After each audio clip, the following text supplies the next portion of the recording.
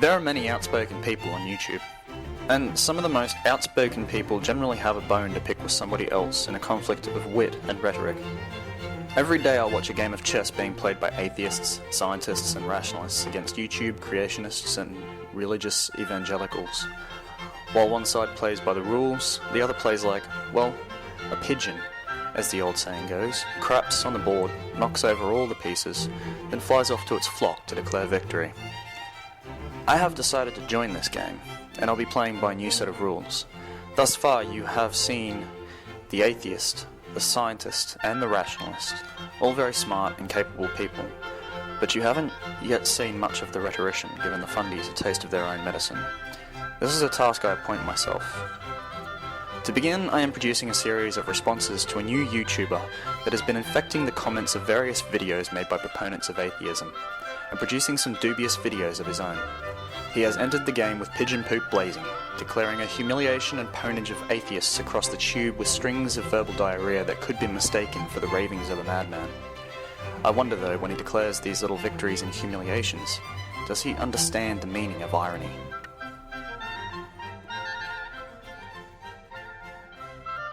And so I'll be producing a series responding to a user by the name of Lover of God Plus, who I'll refer to in the future as LGP, also known as Limited Gene Pool. He appears to be a newcomer to the raggedy edge creationist population inhabiting YouTube these days, and he seems to think he has something on us atheists. He has posted a small range of YouTube videos representing the so-called humiliation of high-profile atheists on his channel. So let's take a look at what that humiliation might be. I will be chopping his first video up into bite-sized elements so as to make as detailed a criticism as possible. We begin with two cherry-picked selections LGP has made of the God Delusion debate between John Lennox and Richard Dawkins. Let's take a look at what he thinks is Dawkins being humiliated, and then look at it in deeper context and include some footage that our limited gene pool has left out. When you say faith is rational and evidence-based, I mean, if that were true, it wouldn't need to be faith, would it? I mean, if there were evidence for it, why would you need to call it faith? You'd say just evidence. And when you said that faith in relativity, in Einstein's theory of relativity, is evidence-based, that of course it is. But the evidence is all important. I mean, Einstein's predictions fit in with observed fact and with a whole body of theory, whereas we only need to use the word faith when there isn't any evidence. No, not at all. I presume you've got faith in your wife. Is there any evidence for that? On Yes, which plenty. you base it? Yes. Plenty of evidence.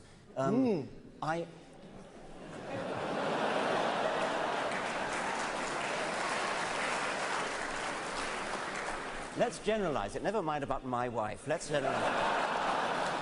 It's the same with mine, Richard. It's the same with mine. So just to review Dawkins' argument here and put it into simpler layman's terms for the simple-minded, perhaps those with a limited gene pool, what he's defining here is the difference between faith and knowledge. In his speech of the occasion of the 2001 Peace Prize awarded by the German book trade, the philosopher Jürgen Habermas focused on the role of religions in the modern society, and I do hope I pronounced that right, but I may not have. I will provide a link to his speech in the description, as it is quite a good read, but it is long and reading it verbatim will take too much time. For now, I will summarise and clarify the difference between faith and knowledge to the best of my ability. In short, faith is thinking something is real, knowledge is to know it's real. Many religious people constantly confuse faith with knowledge and mistake their beliefs for something more than just beliefs. But there is an inconsistency with the comparison between faith and knowledge, an inconsistency that is highlighted by their very own Bible. In Hebrews chapter 11 verse 1, "Now faith is the substance of things hoped for, the evidence of things not seen." That is, faith substitutes for evidence to support belief, so the comparison to knowledge should actually be with belief.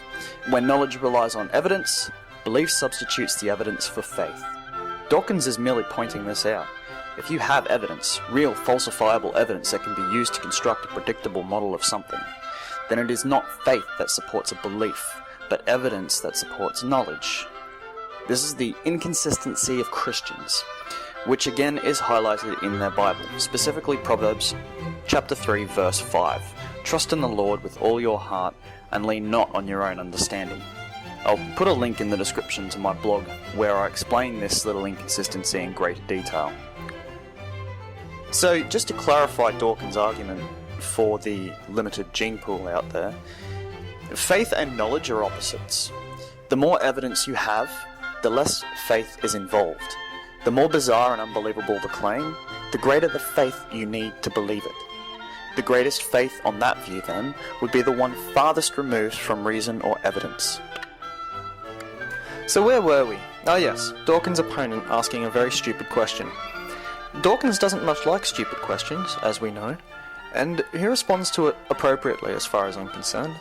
Let's see that response, shall we? The response which LGP cut out of his video. It's the same with Biden, Richard. It's the same with Biden. Let's say that in general, how do we know that somebody loves us? Okay? Yes. You can use a word faith for that if you like, but it's not the right use of the word. Because, Oh, it is. Because you know why, you know your wife loves you because of all sorts of little signs, little catches in the voice, little looks in the eye. That's the evidence that it is. Yes, that's evidence. right. That's perfectly good evidence. That's not faith. Yes, it is. Well, okay, then we're coming down to pure semantics.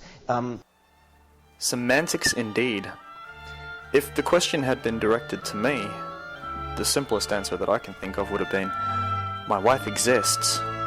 The difference between tangible signs of loyalty and affection from a spouse and intangible so-called proofs from God is a gap as wide as it is empty. But there's nothing new from this clip. So what else does limited gene pool have on this debate? Because atheism is a faith, of course, as well. It's not. Of course it is. Well, okay. Don't you believe it? The old atheism is a faith bit. Mr. Dawkins obviously responding to a stupid statement as eloquently as he responds to a stupid question. This wasn't Dawkins bowing to a defeat of any kind. This was a Dawkins facepalm, just without the facepalm. This was him silently asking himself, how many times have I heard that before? Remember that little inconsistency between knowledge and faith? This is where it comes into play. Atheists, for the most part, simply don't see any point to faith when knowledge is available instead. Again, LGP cuts off Dawkins' response here, so let's have a look at that, shall we? You're an atheist with respect to you're an atheist with respect to Thor and Wotan and Yes, that's Zeus. right. I don't believe them, but you believe atheism. No, It is your faith. I'm in exactly the same position with respect to your Yahweh, your Jehovah, whatever you call him. I'm in exactly the same position with respect to him as you are with respect to Zeus. And I cannot imagine not believing in Zeus leading one to do terrible deeds. It's exactly the same with not believing in God. I'm going to wrap. Let me put that in layman's terms, again, for the simple-minded.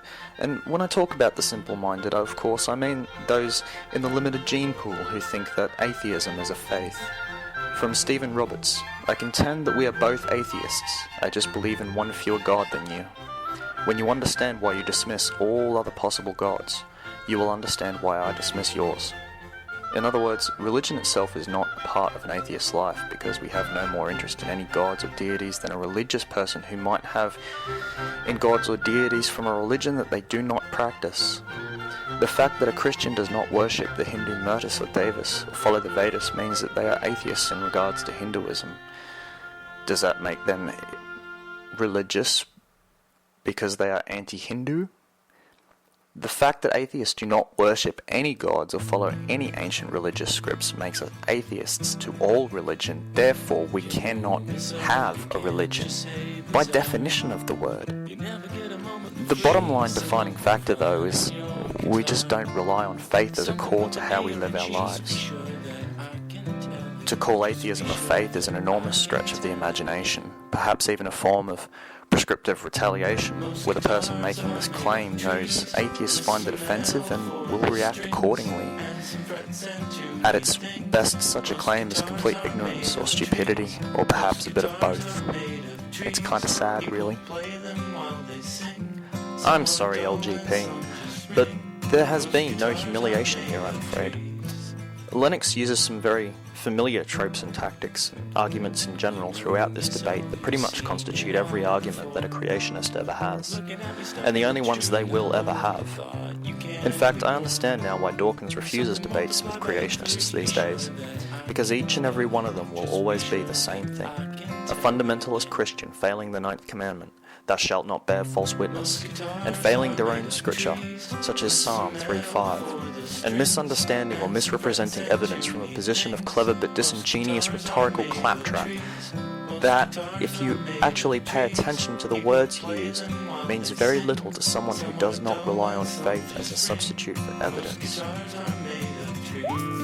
So pay attention, creationists. You can threaten an atheist with a hell they do not believe in. You can call them all the worst names imaginable. You can stomp your feet into numbness and claim all the victories you like, but do you realize that as long as you are behaving like children, like LGP, all you are doing is giving people a reason to avoid your religion? If your intention is to save people and convince atheists that you're better people with better morals because of your supreme God, smearing your opponents and antagonizing your critics is doing more damage to your cause. Character assassinations are always a sign of weak character. Unless, of course, that is your intention, and LGP and others like him are actually the world's best atheist propagandists. Who knows? In this case, though, because I know there are people this stupid, I highly doubt he is working for the cause of freedom from religion. More to come soon.